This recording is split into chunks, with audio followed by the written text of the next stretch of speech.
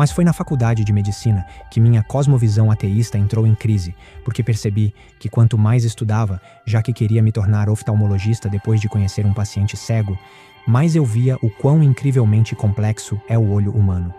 É algo fascinante. O número de células em nossa cabeça envolvidas no processo da visão é maior do que o número de estrelas que o ser humano já conseguiu observar. Os cientistas no universo. estimam que haja bilhões de trilhões ou trilhões de bilhões de estrelas. Pense nisso. Todas essas células precisam se alinhar em uma sequência específica, em apenas 9 meses. Incrível! O sistema visual humano é tão extraordinariamente complexo que envolve bilhões de células trabalhando em perfeita harmonia, uma obra-prima muito mais intricada do que todas as estrelas espalhadas pelo céu.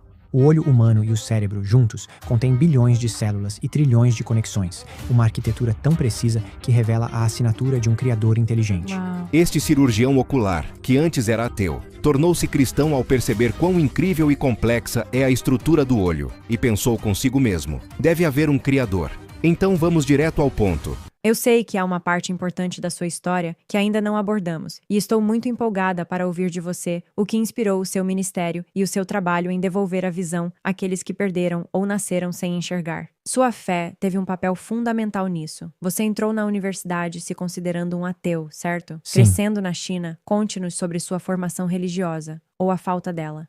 O filme Deus Não Está Morto apresenta um estudante chinês que passou pela Revolução Cultural, veio para a América andando de bicicleta pelo campus americano, e parte dessa história foi inspirada na minha própria vida.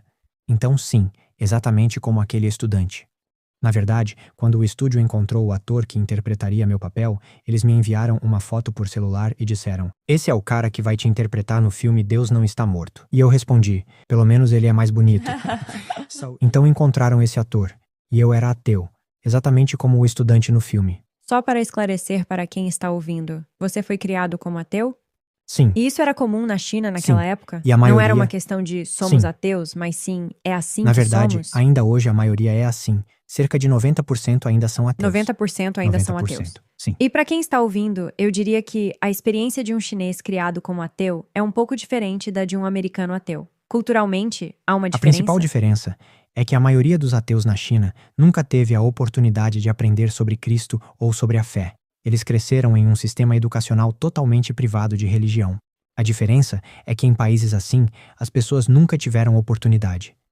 Muitos deles, se tivessem a chance de conhecer a fé cristã, provavelmente a abraçariam de bom grado, mas simplesmente não tiveram essa escolha. Já aqui, na América, os ateus decidem não acreditar. Essa é a diferença. Eu era ateu e não tinha interesse em nada além da ciência. Afinal, lutei muito durante a Revolução Cultural para ter a oportunidade de estudá-la. Eu era completamente focado na ciência. Mas foi na faculdade de medicina que minha cosmovisão ateísta entrou em crise, porque percebi que quanto mais estudava, já que queria me tornar oftalmologista depois de conhecer um paciente cego, mais eu via o quão incrivelmente complexo é o olho humano. É algo fascinante. O número de células em nossa cabeça, envolvidas na visão, na captação e interpretação das imagens, é maior do que o número de estrelas que já foram descobertas em todo o universo. Uau. Sim, temos tantas células assim no cérebro, cada um de nós. Qual é esse número? Está na casa dos trilhões e trilhões. É mais do que o número de estrelas. A mente humana mal consegue imaginar. Sim, exatamente. Uau. De fato, como eu disse, a visão é o sentido mais importante, e isso é confirmado pela anatomia, fisiologia e embriologia humanas. Metade das células do nosso cérebro está envolvida no processo da visão. Uau. Isso mostra o quanto a visão é importante, certo? Então, por pura colisão aleatória, como diz a teoria evolucionista em que os ateus acreditam, seria impossível que todas essas células se formassem em apenas 9 meses, permitindo que um ser humano desenvolvesse uma estrutura tão complexa com tamanha precisão. Porque veja bem, em 99,9% dos casos, nascemos enxergando. Essas células se alinham de forma perfeita e ordenada. Se apenas uma pequena parte delas se desviasse da sequência correta, a pessoa nasceria cega. Mas em 99,9% dos casos, nós nascemos vendo. Então é impossível que colisões aleatórias entre células resultem em uma formação tão específica. Foi aí que minha cosmovisão ateísta entrou em crise. Comecei então a questionar meus professores. Como vocês explicam, do ponto de vista ateísta, a complexidade do olho humano? Um dia, um professor, que era cristão, mas ainda não tinha me contado, me levou para almoçar. Durante o almoço, ele me perguntou: "Olhe ali, o que há do outro lado da rua?" Eu respondi: "Um carro." Então ele perguntou: "Qual é a diferença entre um carro e o olho humano?" E eu disse: "O olho humano é um pouco mais complexo." Ele então disse: "Você consegue imaginar um monte de pedaços de metal espalhados na rua se juntando sozinhos, por acaso, e formando um carro?" Eu respondi: "De jeito nenhum." Ele então replicou: "E quanto ao olho humano?" Naquele momento, ele abriu uma porta na minha vida. Fez-me perceber que a razão pela qual o olho humano é tão incrivelmente complexo, mas ainda assim consegue se formar quase perfeitamente em apenas 9 meses, é porque não foi fruto do acaso. Foi formado com um propósito específico. Na verdade, existe sim um designer, um criador por trás de tudo isso. É claro que daquele ponto em que percebi que havia um criador, até o momento em que reconheci que esse criador tem nome, Jesus Cristo, levou ainda vários anos. E eu conto tudo isso em detalhes na minha autobiografia, From Darkness to Sight, das Uau! trevas à visão. Você mencionou antes sobre o número de células Sim, as células envolvidas na visão. Qual era mesmo esse número?